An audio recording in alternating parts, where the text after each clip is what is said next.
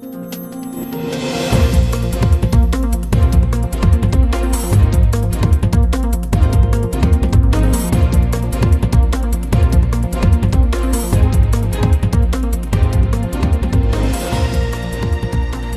afternoon. We're here today to make a big announcement about job creation in New Bedford. Today, I'm announcing a successfully executed host community agreement with KG Urban Enterprises that would allow KG and its casino operator to pursue a Regency gaming license with the Massachusetts Gaming Commission. More than a year ago, I spelled out what my approach would be to casino gaming in a series of essays in the New Bedford Standard Times, as well as on radio appearances and other fora. I made clear at each point that anyone interested in bringing a casino to New Bedford would need to demonstrate how their project would advance New Bedford's long-term interests. What I made clear to folks is that the burden was on them. They had to prove it to us. They had to prove that, on balance, New Bedford would be better off with a casino, because casinos, after all, have been mixed bags all across America. The American landscape is littered with casinos that have failed and have cost jobs in the long run in the communities that they've called home. Many have failed. They're not all the same, and if a casino were to come to New Bedford, it would have to come to New Bedford on New Bedford's terms. It would have to be a fit here. The casino gaming issue here in New Bedford has had its twists and turns in our region as well as in other regions in the state, but my position has remained the same all along. And I think the examples out there bear witness to different approaches. Other cities have embraced casino opportunities sight unseen, almost as though in many cases, almost doubling over themselves to embrace a development and suspending critical analysis of the cost and benefit trade-offs.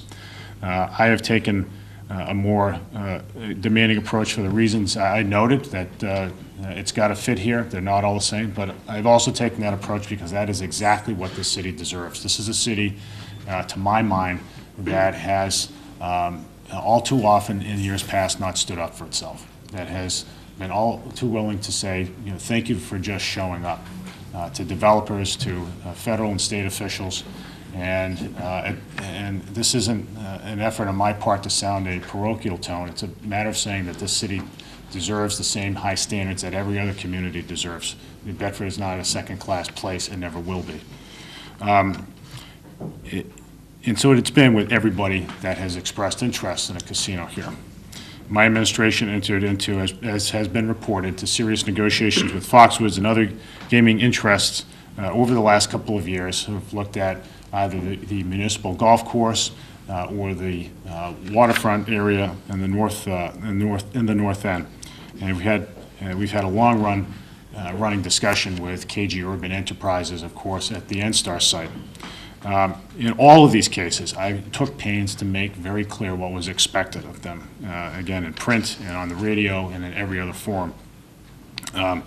And so we are here today as a result of those efforts. The approach has been an admittedly tough one. Again, it stands in contrast to what other communities have done. And I get it that folks in the community have wondered, well, what's the mayor doing about this? Other communities are racing to become casino cities, and we're not here. Well, again, it's because the devil's in the details. I've worked hard over the last 3 years to investigate both the positive and negative effects of casinos generally, and specifically a casino that would be situated on our waterfront. I've reviewed countless reports, studied the expansion of gaming in specific markets, spoke to elected leaders in many parts of the country, including mayors, traveled to Pennsylvania to take a look and stay at the Sands Casino and Hotel to get a sense firsthand how an older industrial city fared with a casino development. And specifically in that case, a casino development developed by the same developers who are here in New Bedford.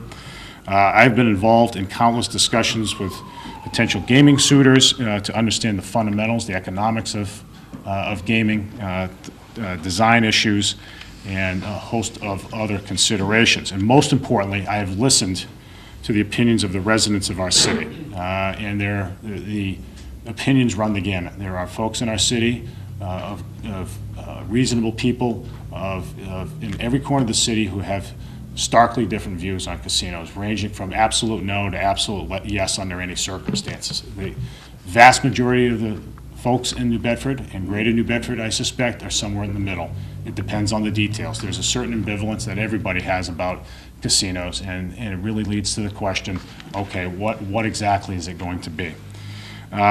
So along the way, we have asked those hard questions, and those questions have all been focused on one of the major themes of my consideration, of my administration, and that is thinking long-term. We cannot make decisions of desperation or haste if we are to succeed in the long run for our kids and our grandchildren in the city. And we've got to be looking across the horizon at the kind of city that we want to be in 10 to 20 years, or 30 years or so. A city that is succeeding because it is investing in its assets, its people assets, and its physical assets. A city that is the gravitational center of this entire region of the state. A city that has a high quality of life, that has an interesting culture, a city where neighbors get along with one another and treat one another with respect and care. That's the city we're striving to build here. And it's a city where the American dream can be pursued because jobs are available. We've had a lot of success in the last 3 years growing jobs here. A year ago, the Wall Street Journal reported that of all U.S. cities, New Bedford had the sharpest drop in unemployment over the previous year. We've had manufacturers, including Joseph Abboud, headed by Tony Sapienza, whom you'll hear from in a moment, that have been growing rapidly. Our port is growing, especially cargo in the harbor. We've had many new downtown establishments come into being in the last few years. Things are on an upward trend, but frankly, I think this is an opportunity with a casino to accelerate all of those efforts. And that has been what has, more than anything else, what has driven my analysis is the need for jobs in the city. Not just jobs at a casino, but jobs in every industry that might benefit from the investment made possible by having a casino here. And that's true in every part of the city, whether in the downtown or the north end or the south end. Casino gaming, and I just want to add a couple of other thoughts because we've certainly discussed this at length over the last few years. Casino gaming, of course, is not a panacea. It is not a silver bullet. It'll never be a substitute for a well-defined economic growth strategy. We have, in the last year, come up with a strategy, we being the city and especially the business community has come up with a strategy called the New Bedford Regeneration Report that is a bona fide, well-thought-out plan to drive economic development in the city. And that plan itself is something that informed my view of how we can make this casino proposition work. What needs to happen here is the understanding that a casino in New Bedford is not strictly an end in itself, although certainly a lot of jobs and a lot of economic activity in and of itself, but it is a means to other things. It is a means for investment in the kinds of things that are central to our plans. It's the waterfront, it's the downtown, it's manufacturing, it's our arts community, it's our budding technology sector. So that's what I've spelled out for casino developers in the city. And if they wanted to make a casino here, make it happen, it would have to happen on those terms. And I'm here to report that it has happened on those terms. We do have a casino that fits for New Bedford, that is a good deal for New Bedford. And if I didn't think so, we wouldn't be having this conversation right now. So let me take a moment to go ahead and outline some of those elements of the deal. So first of all, let me just talk about jobs. So there are a variety of projections of job growth from this plan, but it ranges in terms of both permanent jobs as well as construction jobs in the thousands, four-figure numbers. So in terms of job creation, roughly 2,000 permanent jobs on the site, even more temporary construction jobs on the site. It's an enormous complex. We have in the agreement some very strict, as strict as the law would allow, requirements for local resident hiring on both construction as well as, as well as the construction jobs, construction and permanent jobs. There are requirements about local contracting. We want this large entity, this casino, to be feeding our local economy. We want them spending money on local contractors. That is happening. That will be happening. Annual payments to the city will be $12.5 million. And there will be a $4.5 million upfront payment. This is significant money in a city whose tax levy is effectively $100 million. These are $12.5 million a year is an awful lot of money coming into the city that can be used to stabilize the city's finances, to generate economic growth, to fund our public schools, to support all of our city services across the board. So we've driven, so those are the primary benefits. It's the job benefits. But again, every casino promises lots of jobs. And when I talk about the devil being in the details are really the ones that either make or break a casino for a community. The details that allow it to integrate itself into the local economy so that it doesn't become a detraction, but it actually becomes a significant asset. So let me talk about what we've done, and I'll just turn to the diagram right here. So a number of significant changes have happened, and I'll flip through them. So we have, and this is in no particular order. What's important to all of us here in New Bedford is support for our maritime economy. This is not a site that I believe in the long run could feasibly do heavy cargo or heavy maritime because of constraints with the shallowness of the water as well as the cost of the cleanup of the site. So what we have done is try to complement the casino by reserving space for our commercial fishing industry on the south side, because we have, as the largest commercial fishing port in America, we have a need for more berthing space. The commercial fishing industry is very important to me, very important to everybody here in New Bedford, and so we've made that happen. There will be in addition to a harbor walk, a recreational marina that will have a decent number of slips. It won't be as large as the Pope's Island Marina in the city, but it will be a sizable enough marina to generate revenue for the Harbor Development Commission, and that's a good thing, because the more money that can go into the Harbor Development Commission, the more it can be reinvested into the port. It was very important to take steps in the design, to force the design to become less of an island casino. When you think waterfront casinos, immediately you start to gravitate in the direction of Atlantic City. Atlantic City has struggled of late, largely because of the saturation of casinos not too far away, but also because of the way that the casinos are designed. The casinos in Atlantic City haven't paid significant dividends to the downtown of Atlantic City, in part because of the way it's been set up. We started off with a casino design here that had the hotel on the south side of the property.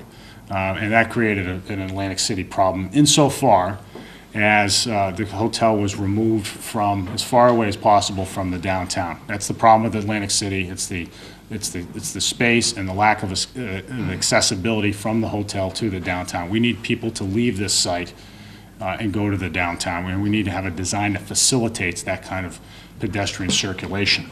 So we required KG to move the hotel to the northern part of the site so that people could readily leave and go to this along MacArthur Drive down to Union Street, because that's the primary connection to the downtown from the site. And that's important. We've added a conference center. We added a conference center because we know that when folks go to a conference center, not all of them are going to gamble. Many of them will choose to do other things while they're at the conference, including go to the downtown. And so if we have a conference center, as we now have, of some 25,000 square feet that could hold roughly 2,000 people, we're going to have more people in the city walking to the downtown, inevitably. That's an important part of the project that that we were able to get in there. We have in the, there will continue to be some more design work done to facilitate the downtown connection. But one of the important things that programmatic things that we've done is we've in the HCA included a rewards program so that KG would have to spend approximately $50,000 in vouchers on downtown restaurants and shops. So again, forcing patrons to spend money in the downtown. We have a downtown referral program for the hotel. So Richard LaFrance's Fairfield Inn Hotel is full almost all the time. This hotel of 300 rooms is not big enough to service, and by our demand, not big enough to service the entire casino site. So there is a need, there will be a pent-up demand for more hotel space. We have hotel developers in the downtown with sites that are almost ready to go or in process, and this will help them with their financing and help them get their businesses off the ground. That's the intention. One of the things about so the design steps were meant to facilitate travel. There are also limitations in the HCA that will force people to travel to the downtown. Here's what we've done. We have limited the number of restaurant space on the site, so people will have to find their way to other places to eat. If you're Kevin Santos, for instance, you're probably pretty happy right now. He's the owner of the Waterfront Grill right there. And with limitations on restaurants, a lot of people will be going there, but they'll also be traveling into the downtown. Limited the amount of retail, 25,000 square feet of retail on the site, which is not all that much. They're not building a mall. They're building, well, in all likelihood, be a couple of gift shops. So that's good for the downtown. Protections for the Zeiterion. They will have to enter into an agreement with the Zeiterion to facilitate ticket purchases of Zeiterion shows, and what we expect to happen there is that Zeiterion, as a result, will have more shows to offer. That's a good thing. There are limitations, and this is, I think, really important. On the oh, by the way, it's one other thing. Career training. So obviously, a place that employs a couple of thousand people will need to train those employees. What we've done is we will require them to train their employees at BCC's located campus in downtown New Bedford. So again, there'll be an increase in the student population in the downtown as a result of that. As folks have heard from me over the last couple of years, I am very concerned, I have been very concerned about how a casino might affect the New Bedford product, the New Bedford brand. New Bedford is a unique place. It was the capital of the world's whaling industry in the 19th century. New Bedford is the premier commercial fishing port today. We have always had a vibrant arts community. We've had great architecture. We're very proud of our cultural institutions and our national park. These things not only need to be preserved, but they need to be enhanced. And the casino, for obvious reasons, could threaten that brand, that appearance, that image. So what we have taken some steps that are really unprecedented in Massachusetts among host community agreements to deal with it. So starting with the scale of the place. So when KG first came to town, they proposed two hotel towers, one of 24 stories and one of 20 stories, which would have been the tallest structures in New Bedford and which would have stood out, frankly, for miles. That's not the kind of development that we wanted to see. So they reduced that tower, reduced it to one tower a couple of years ago in response to some of my comments, down to 17 stories, and we've been able to knock it down to 11 stories, so it is not going to dominate the terrain. Signage. There won't be high casino signs here. You're not going to see at the top of that hotel the name of a casino operator. You're not going to see it on the tops of any of these buildings. We have a height restriction for casino signs on the site, so that, again, it's not dominated, things aren't dominated by casino signs. Another unprecedented provision, no billboards, no casino billboards in the city of New Bedford. That's because we don't want people to come to New Bedford and say, this is a casino city. That's the last thing we want. We don't, that's exactly what we don't, what casinos would bring in other communities and ruin those cities' images. That's not going to happen here. So those are all very important considerations. The economic, and I'll just add a couple of other things, and then I'll turn it over to some of the speakers who are here, that we've invited here today. Overall, this is a really good deal for New Bedford. It is going to create opportunities for further economic development, in large part because of all the activity that will go on here. It'll remediate a site that is otherwise unrealistically remediable. If this development didn't happen here, it's likely that this site would lie fallow for the next 50 years because it is that dirty. And it is unlikely that we could do much in the way of maritime industrial. As they've really delved into the details.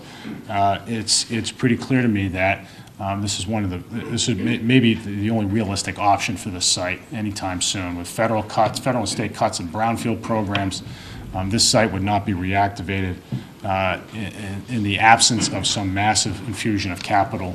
And in many ways, it's hard to find opportunities other than casinos to do just that. There are a lot of folks in the community who, again, oppose casinos, and to them I would say, I share some of your misgivings, and what I've tried to do is ask the hard questions and to demand much from KG to address those issues around scale, around gambling addiction, around general tackiness, and they've addressed those things. And and there will be a big public hearing. There will be a series of public hearings in the wake of this announcement, so that people will have an opportunity to weigh in. There will be a referendum, because this is to be democratically decided under the statute. That's the way it is, and that is appropriate. So there's a lot of public discussion that will happen after this, and so people should ask those hard questions. To those who believe that casinos should be here just for the jobs, I say to them, don't treat this as the goose that laid the golden egg. It isn't that. It is an opportunity. It is an opportunity to do some real good if we play our cards right. Pardon the double entendre. We need to be smart about this, and we need to make sure that we're setting up ourselves well for the future, setting up our kids, setting up our grandchildren. This is a great community. This is a community that has reinvented itself many times over, and this casino does not represent itself a reinvention. We're not becoming a casino economy under any circumstances, but what we're doing is trying to capitalize on an opportunity that will enable us to grow new industries and currently succeeding industries into the future, so that we have a sustainable economy and a sustainable community. That's what we're doing. So I want to thank our team, led by our attorney, Jonathan Silverstein, who successfully negotiated the HCA's in Everett and in Plainville, and has been just a fantastic counselor to the city. The mayor's office team, Neil Mello, Christina Connolly, Christine Arsenault, Liz Tredup, Diane Roy, Michaela McDermott, Ari Skye, Matt Morrissey has been a key advisor, along with Tony Sapienza along the way, and many others. We really appreciate all of your help. And before I introduce our speakers to have them weigh in, we look forward to working with KG. We appreciate that they have been very worthy adversaries in negotiations. It was a tough negotiation, and I say that as someone who negotiated plea agreements with multinational corporations in my past life, and this was a tough negotiation by any standard, and I certainly respect them for that, and I look forward to a good partnership with them here in New Bedford, and we look forward to a competition. There are other cities that are seeking licenses, and New Bedford is ready to compete relish the competition. I know the community will as well.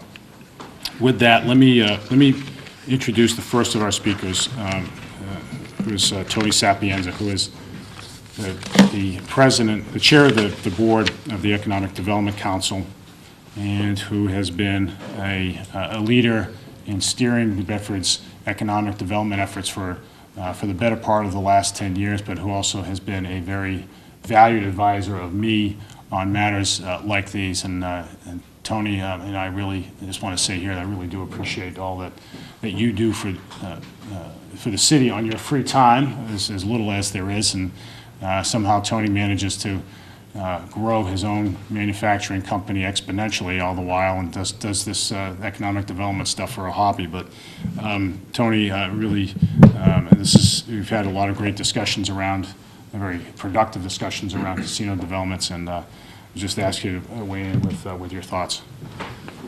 Thank you, Mayor. As the chair of the EDC, I have to say that I'm particularly pleased with what the mayor has been able to accomplish in terms of creating this economic regeneration fund and to use the dollars that will be coming to the city to support all of the other economic development parts of what we're trying to do in New Bedford. There are so many pieces, so many good things happening in the city, and to be able to use the revenues generated by this in that regard, I think, is particularly important, particularly in the aftermath of the mayor's regeneration committee report, which specifically outlines a number of initiatives that would broaden the economic development here in the city, and to be able to use these dollars to support those, I think, a particularly important part of this agreement. And it certainly makes it very, very clear that the mayor has done a very, very strong proposal here that when it goes before the commission for New Bedford, because it touches all of the bases in terms of what we need here in this city. Unemployment, the jobs, certainly we're concerned about the jobs. As a WIB member, I'm certainly concerned about the unemployment rate and how it has come down remarkably in the last few years since the recession, but how we can do that much more, how we can do training with some of these dollars, particularly important for our community. The alliance with Bristol Community College, certainly a very important piece as well, because Bristol Community College has a unique presence in downtown New Bedford. To be able to enhance that presence, I think, is particularly important. So we're going to work very closely with the mayor. I'm sure the other members of the council are very supportive of this, and we will ask the hard questions, but clearly the jobs that are involved and the potential here is unique, and I have to commend the mayor for the great job that has been done so far, and I think we'll get this resolved and in front of the commission and have a really good, we're going to have a great casino. I mean, I think that's a very good thing as well. Thank you, Tony. The EDC plays it works hand in glove with city government, and Tony, I really appreciate your counsel, and I can't say enough about the work of Executive Director Derek Santos, who, hates it when I call him the most productive man in America, because it sounds like Mike Tyson's being the baddest man on the planet. But Derek moved heaven and earth to make this happen, and his wise counsel on things ranging from the economics of casinos to the design of casinos has made this project a better one. So thank you, Derek. With all that, let me call up somebody who has been a champion of job creation in general and casino developments in particular during his career on the city council. I know that City Council Brian Gomes has been waiting a long time for this day, and has recognized the job growth potential that casinos, if done the correct way, can offer. So Brian, welcome you to the podium, and appreciate your being here today. Thank you very much, man. I'm here to speak on behalf of the entire City Council. And first, let me be remiss if I didn't say I'd like to commend KG and the Mayor's office for going back to the table. The Mayor said that this is an opportunity. We're opportunists in this city in New Bedford, and that's why I think the negotiations went back to the table. And today you have a project that I think can be very beneficial to the city of New Bedford. It's only a piece of the puzzle of many other things that we have to offer in this city. The plan that has been put in place and the negotiations have been in the affirmative on behalf of the downtown area, the businesses in the area. I feel the job growth that we'll see in the city will not only be on the casino, it'll be for the product that's needed, things, materials that are needed to support something like this, where jobs will come that we can't even put a number on at this point. For all the players and all those that have been involved, I commend you. We look forward to the day when we have this in place. Again, this is only a piece of the puzzle of a great city that has a lot to offer. I'm glad to see that the mayor put protective measures in to protect downtown area. This will bring that flurry of people that at least this council has been dying to see for a long time. You know, sometimes during the course of the week, we see our downtown somewhat slow down a little after 5 or whatever. This is going to put people on our streets. This is going to put people in the businesses. This is going to make businesses say, I don't close at 4 o'clock anymore. I'm closing at 10. I'm closing at 11. There are people in this city. We are moving. We're attracting people. As the mayor has said, everyone doesn't go to a casino to gamble. They'll be here for conventions and whatever. The most important thing was to tie this entire city, so the benefits were to this entire city. The revenue that we generated, I hope in some way can support needs in the city of New Bedford, along with possibly giving the people of the city some resolution to maybe a tax break in some small way, in some way, as we take care of the city, may it be equipment-wise, educational-wise, and things that we need. All the precautions have been put into this plan, and I commend the administration and all those parties that worked for the affirmative of this project. Thank you very much for the opportunity. All right, thanks, Brian. All right. Next, I'd like to call up Jim Mathis, who is the Executive Director of the Dennison Memorial Center in the South End, and who is doing a fantastic job bringing that youth center back to life, a really important center of activity and life in the South End. But for years, Jim was the president of the Greater New Bedford Chamber of Commerce and was an advocate for casinos, and saw that if done correctly, that casinos could propel economic development in the city. So, Jim, I just ask you to come up and say a few words, and thank you for all your support. Thank you, Mayor. I'm a resident of New Bedford, a homeowner in New Bedford. I run a community organization in the south end of the city. And as the mayor said, for a long time, I've paid attention to the debate around casinos. I've often said that New Bedford's been in the casino industry for a long time now, for more than 20 years. We provide the money that goes to other casinos. And so we were helping other communities who negotiated their host city agreements. And I have read and heard of a lot of host city agreements over all of those years, not just ones that were considered here, but in Massachusetts, but in other states as well, in paying attention to it. So when I look at what the mayor has been able to negotiate here, is a host city agreement that is tailored to New Bedford, that takes care of all of the things that we need, addresses all of the things that we want, that protects our city, and that will help our city move forward. It will be an economic generator, but it's not something that's intended to be a savior. I think the mayor and Derek and Neil and their entire team has done an outstanding job of representing me as a resident and as a taxpayer and as a homeowner, and a lot of other people who I work with on a daily basis in trying to create a future where we can compete now in an industry that's been around for a long time, and we can begin to reap the benefits of it. And it's going to be done because of this this agreement. I think as people learn more about it, they're going to find that it may well serve as an example for a lot of other communities that are going through this very same thing. It's an outstanding agreement.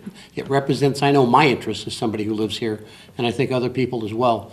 So this is a good day, a very good day. Thank you for the job you did. Thank you, Jim.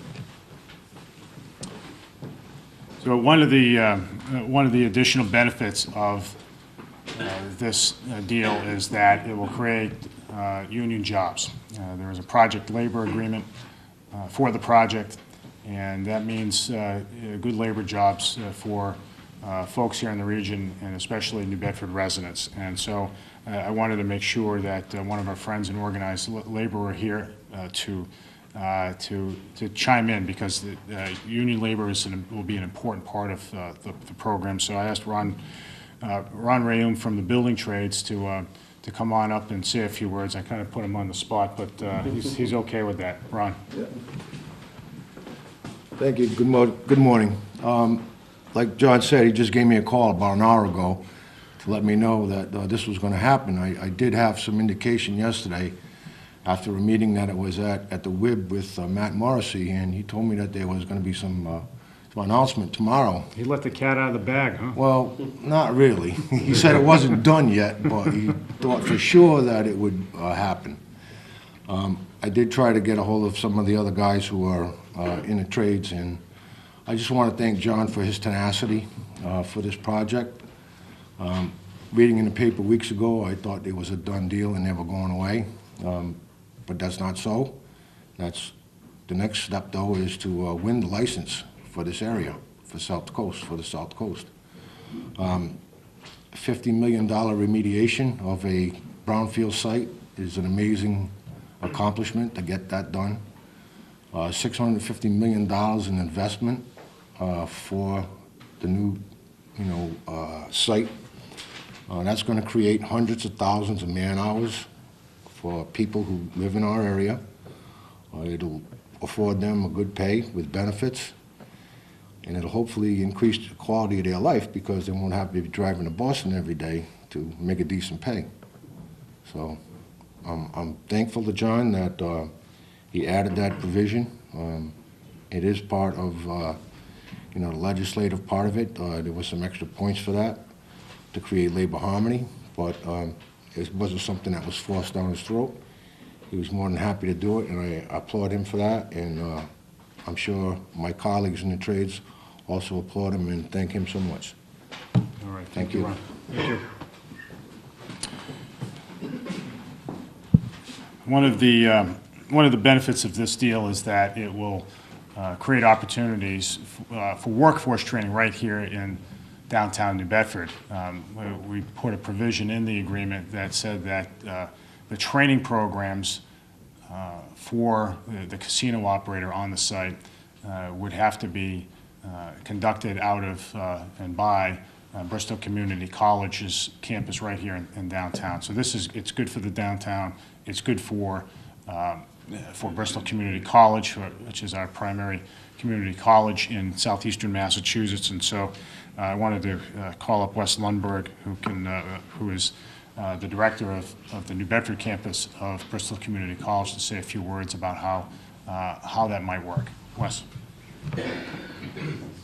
Thank you, Mr. Mayor. As BCC's president, Dr. Jack Sprague likes to say, community is BCC's middle name, and we're happy to be a part of this agreement and named in it specifically for preparing a workforce. Circulating around, I believe, are some brochures on the Catch Institute, which would be the program that we would be running to support this. It's an acronym for Culinary Arts, Tourism, Casino, and Hospitality. So, as you can see, the program is already in place. We're ready to help serve and be a part of preparing the workforce for this casino deal. As the mayor mentioned, we're already here in downtown, and we have a site, and there's looks like we'll be having additional site space added in the coming few years here with the bond project. So I just wanted to take a moment to say that we're here, we're a part of this. We're looking forward to continuing to partner with other organizations and to be here for the community and serve this need. So thank you very much. Thank you, Wes. All right, last, I'd like to call Craig Dutra, who's the executive director of the Community Foundation, which is the region's primary community chest organization that has served so many different capacities and so many needs throughout southeastern Massachusetts, and especially in greater New Bedford, where they are headquartered. Craig has been a champion for economic development, for the downtown, for the art scene, but also a champion for the residents of New Bedford. And so I wanted to make sure that this announcement today that Craig could join us, and I'm pleased that he can do so. Craig. Thank you, Mayor, and congratulations to you and KG Urban for putting together what I believe is a prudent and a synergistic plan to develop the waterfront further. One of the things we do in philanthropy at the Community Foundation is we try to create aspirations for young people. We've worked on programs to help young people feel positive about themselves and to graduate from high school.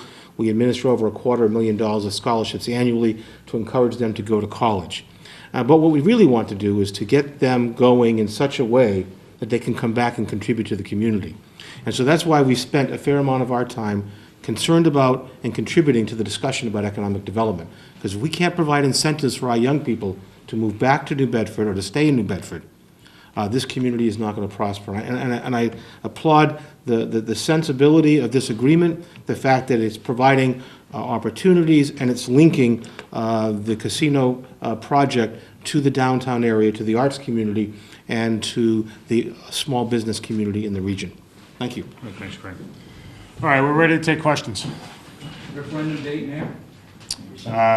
We haven't sent it yet. That would be your job. I don't know if you know this, Brian, but under the statute, the casino applicant, the license applicant, has to request that the city council set a date for a referendum, and so that's coming today to you. So keep an eye out in your mailbox.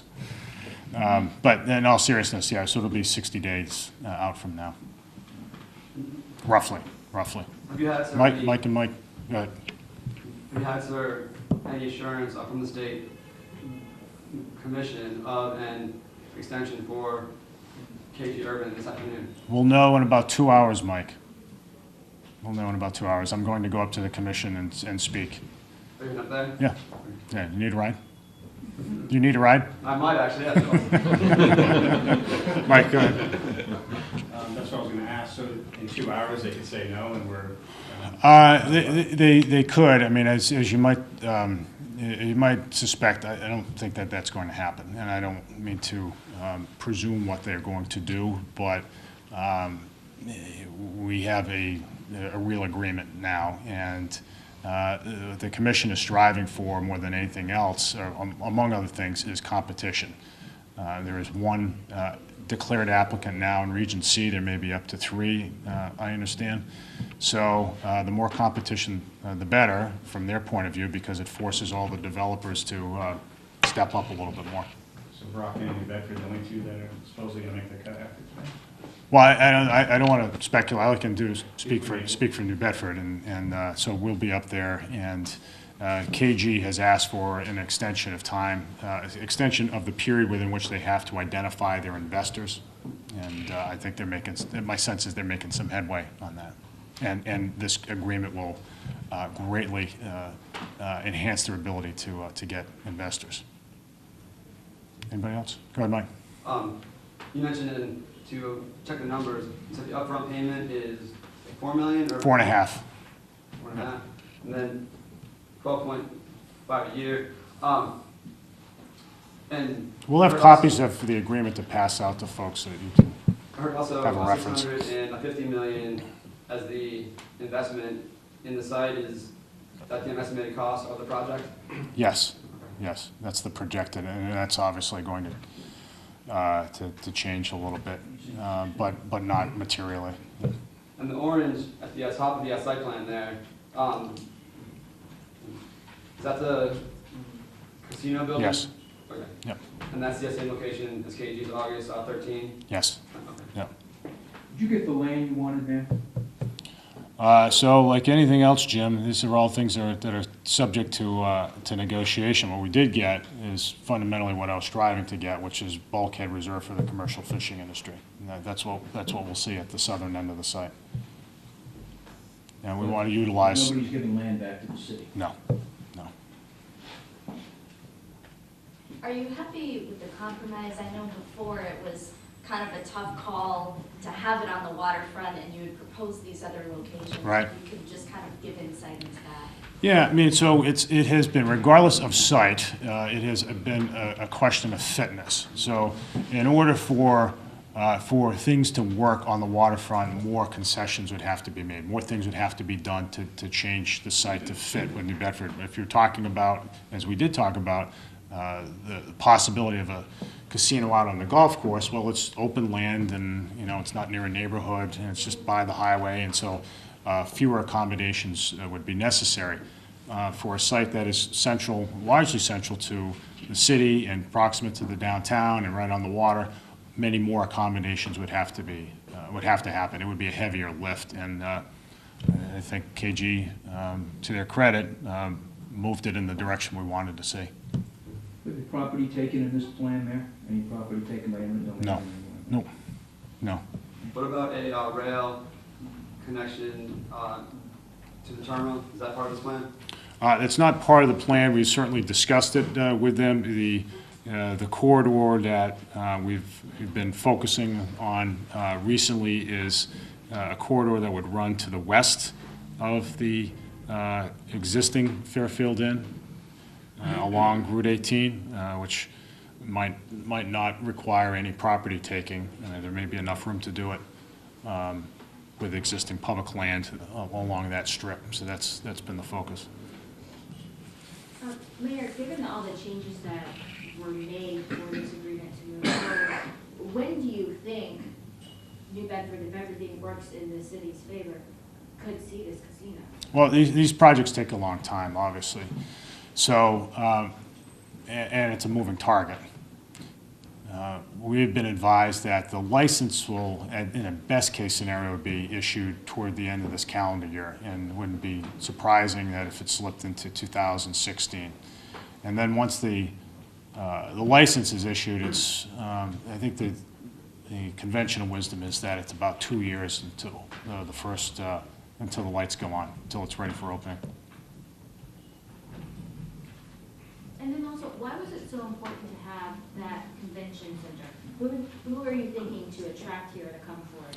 Well, so there is pent-up demand for conference space usage here, but we don't have big conference space. And we have, our Fairfield Inn has a relatively small room that's maybe about 3 times, 4 times the size of this room, not nearly large enough for a large convention, or certainly not a large convention, a large conference. They can fit a couple of hundred people, and that's it. The Whaling Museum hosts conferences, but it's not really set up for that. So we lack conference space in Bedford. What this gives us is downtown, or right near downtown conference space on the water, so it'll be attractive in and of itself. That will bring people into the city that will inevitably have to stay at hotels other than the one on the site, because the one on the site isn't big enough, and that's purposely so. And there'll be people who will have no interest in gambling, and so they will gravitate in the direction of the Whaling Museum and the Zeiterion and some of our other attractions and our downtown restaurants. So that's the idea. It really adds more gravity to the urban core in ways that will support all of our businesses. Last question for me. Is New Bedford on the hook for a certain amount of money if this doesn't go through? If so, how much? 0. No, so one of the provisions in the host community agreement is that the developer will have to pay for our legal costs, our planning costs, site prep, all these things, and that's largely built into the statute. That's an expectation. So I think the legislature recognized that municipalities that might consider a casino don't have the means to foot the bill for lawyers and planners, and we're no exception here in New Bedford. When do you get the $4.5 million up front? So if I remember correctly, it's roughly 60 days after the license is issued, so at some point next year. And then there are 3 installments. So the $4.5 million, the first installment, 60 days after licensure, is $2 million. A year from that, it's $1.5 million, and the year after that, it's $1 million, and that'll be right around the time the place opens, and then the first annual payment will occur after that. One topic that maybe for later in the process, although it's often the first thing I hear about when I talk about the folks in town, is traffic on Route 18. What do you say when people raise those concerns? Yeah, it's a legitimate concern, and one of the things that has to happen next is a full traffic study, and that's going to start real soon. And so that's built into the plan as well. In general, Route 18 is a limited, what's called a limited access highway, and it is large enough to accommodate something like this. What's contemplated in the plan, as you can see, is that there will be a new intersection at Pine Street, so that someone traveling south on Route 18 can just turn right into the plant, or I keep calling it the plant. I worked there when I was a kid, so I think about it in different terms. But to the parking areas to the south of, on the south side of the property. So it's a limited access highway. And I hate to call it a highway because we're trying to make it more walkable, but it is capable of holding a high volume of cars. Will they keep the power plant building? Is that the brown, Yes, retail? yeah, so the two historic structures would be preserved. So what's referred to as the Foundry Building, where NSTAR's offices are, it will be preserved at the Fieldstone Face building. And then the power plant will be preserved as well. Mike? So total parking, how much number? Derek, do you remember the number? Looks like a lot of Over 13. Over 13. 13. Well, the parking garage is over 1,300. garage and the surface lots, somewhere over 2,000. Yeah. Yeah, it's about 2,000 sounds right. All right, anybody else? All right, let the games begin. Thank you.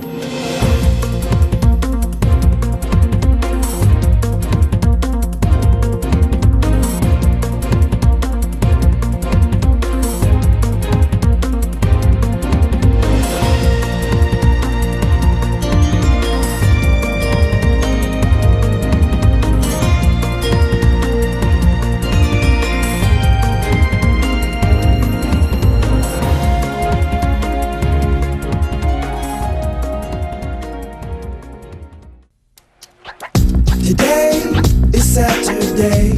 60 minutes of physical activity a day and eating well can help get your child healthy. Get ideas. Get involved. Get going at letsmove.gov. That's letsmove.gov.